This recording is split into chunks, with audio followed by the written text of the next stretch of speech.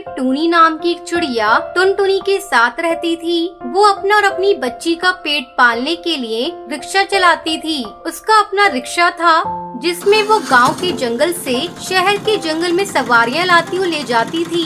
एक दिन देर शाम वो शहर के जंगल से गांव के जंगल लौट रही थी और उसके रिक्शा में कालू और टुन्नू बैठे हुए थे। ओए टुन्नू, ये रिक्शे वाली कितनी खूबसूरत है ना, चल इसे परेशान करते हैं। टुन्नू और कालू दोनों टूनी चिड़िया का रिक्शा रुकवा लेते हैं। अरे टूनी चिड़िया, कितनी खूबसूरत चिड़िया है तू, चल मेरे साथ मेरे घर चल। तुम दोनों को शर्म नहीं आती? एक अकेली चिड़िया को देखकर उसे परेशान कर रहे हो। हटो, मुझे यहाँ से जाने दो। ये कहकर वो रिक्शा चलाने की कोशिश करती है, मगर तभी दोनों जबरदस्ती उसे उठाकर जंगल ले जाते हैं। वहाँ वो टूनी चिड़िया को मार देते हैं और फिर वहाँ से भाग खड़े होते हैं। मगर टूनी चिड़िया की आत्मा बाहर आती है और बोलती है, भागो, कहाँ तक भागोगे? मुझे भूतिया टूनी चिड़िया की आत्मा बनाकर बचकर बाहर निकलना चाहते हो? भाग टुन्नू, हमें माफ कर दे टूनी, हमसे भूल हो गई, हमें मत मारो। क्यों ना मारूं पापियों, तुम्हें तो मरना ही पड़ेगा, तुम मेरे हत्यारे हो। ये कहकर भूतिया टूनी चिड़िया की आत्मा उन्हें मौत के घाट उतार देती है। फिर उन्हें मारने के बाद वो दोबारा से टूनी का रूप ले लेती है और अपने रिक्शे में सवार होकर जंगल की तरफ चली जाती है। घर पर टुनटुनी उसका इंतजार कर रही होती है। माँ तुम आ गई? आज तो बहुत देर कर दी माँ तुमने आने में। तुम्हें पता है माँ, मुझे बहुत जोरों से भूख लगी है। क्या करूँ बेटी, आज देर हो गई थी। चल तेरे लिए भी खाना बना देती हूँ। वो दोनों खाना खाकर सो जाते हैं। अगले दिन जंगल का एक अमीर जिगरबाज उसके घर आता है। ए टूनी, इस घर को खाली करके निकल जा या फिर मेरा पूरा कर्जा अदा कर दे, समझी? जिगरबाज, आपका कौन सा कर्ज है हम पर? मरने से पहले मेरे पति ने आपका पूरा कर्जा चुका दिया था। पर ब्याज तो नहीं चुकाया था ना? आप मुझ गरीब पर दया कीजिए। मैं विधवा चिड़िया हूँ और मेरी बच्ची भी बीमार है। मुझे इससे कोई मतलब नहीं, तुम जल्दी से मेरा पूरा पैसा चुका देना, वरना घर से बाहर फेंकवा दूंगा। ये कहकर जिगरबाज अपने घर चला जाता है। रात में भूतिया टूनी चिड़िया की आत्मा उसके घर जाती है। क्यों रे जिगरबाज, मुझ गरीब को घर से निकालेगा तू?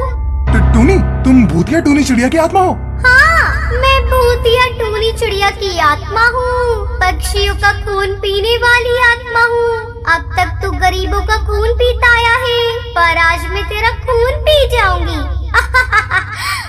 भूतिया टूनी चिड़िया की आत्मा जिगरबाज का खून पीकर उसे मार देती है।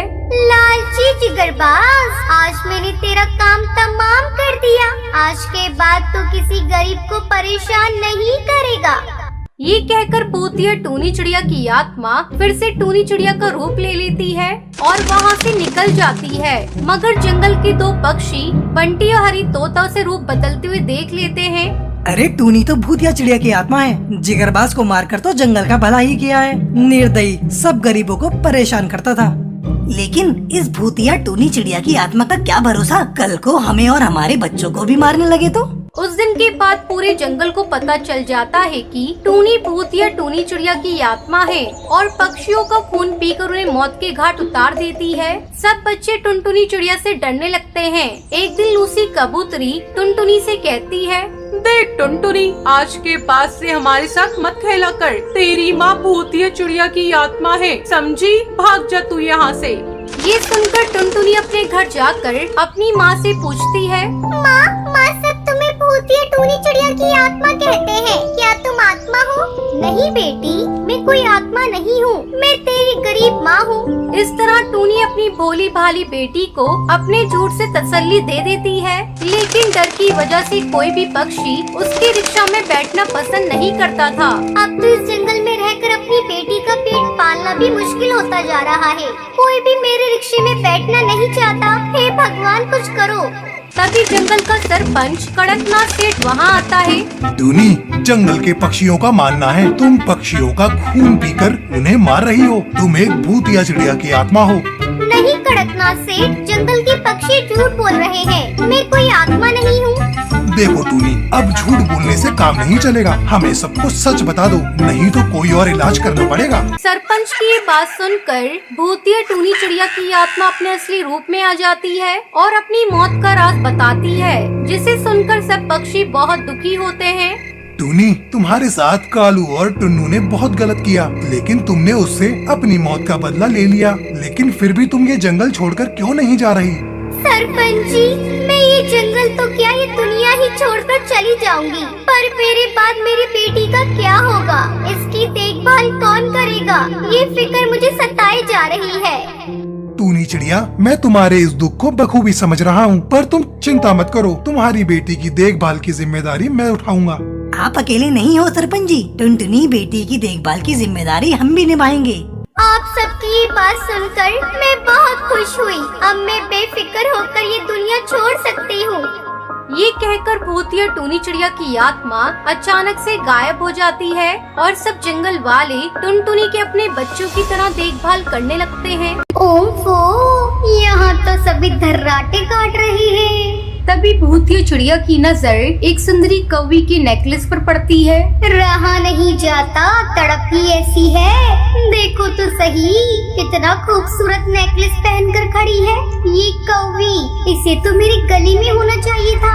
तभी भूतिया टूनी चिड़िया की आत्मा उसके पास से गुजरती है और उसका नेकलेस चुरा लेती है। भूतिया चिड़िया की आत्मा यहाँ से वहाँ ट्रेन में घूमती रहती है, लेकिन उसे कोई भी देख नहीं पाता। तभी उसकी नजर ट्रेन में बैठे पैसेंजर पर पड़ती है, जिसके पास बहुत सारा सोना और पैसे होते हैं। लो भैया, उम्फो, अब तो रहा नहीं जाता। आज तो लॉटरी लग गई, लॉटरी। इतना सारा सोना, बाप रे बाप, जिंदगी में मैंने इतना सारा सोना कभी नहीं देखा होगा। आज तो मैं सबको लूट कर ही रहूंगी। आइला, इन पक्षियों के पास कितनी प्यारी प्यारी चीजें हैं, लेकिन ये चीजें मेरे पास क्यों नहीं? इस दुनिया में सबसे अच्छी चीजें सिर्फ और सिर्फ मेरे पास होनी चाहिए।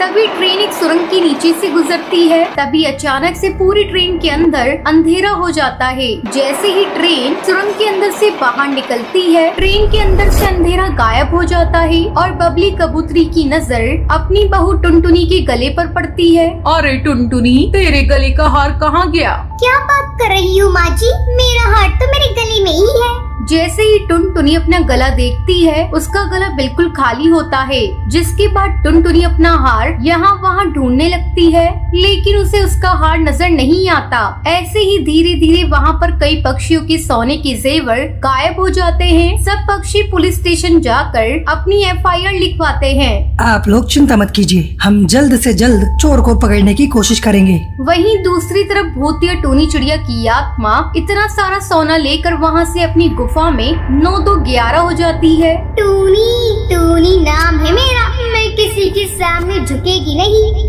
भूतिया टूनी चिड़िया की आत्मा इतना सारा सोना और पैसे अपने ऊपर हवा में उछालने लगती है और बहुत खुश होती है। एक रात भूतिया टूनी चिड़िया की आत्मा अपने जंगल की सैर करने के लिए आती है।